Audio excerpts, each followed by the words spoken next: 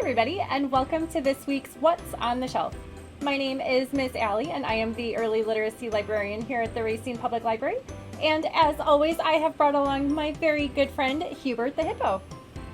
Now, Hubert and I know you read many great books, some of which you may have found at the library, like this one. And this one is called Goodnight Gorilla by Peggy Rathmann.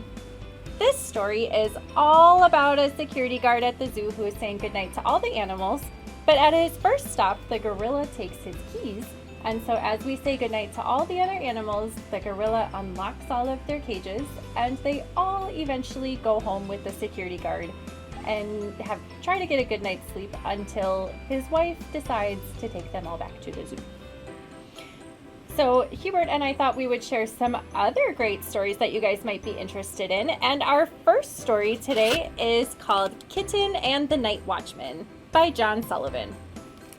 This follows a man who goes to work. He's an overnight security guard. And as he's doing all of his rounds, he comes across a kitten. And they end up becoming pretty attached. And the cat goes on rounds with him. He ends up feeding the kitten.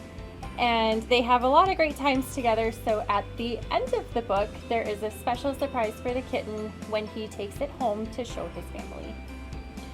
Another great story that we thought you might be interested in is called The Opposite Zoo by Il Sung Na. This one is once again about a monkey who goes wandering the zoo at night after everyone else has left.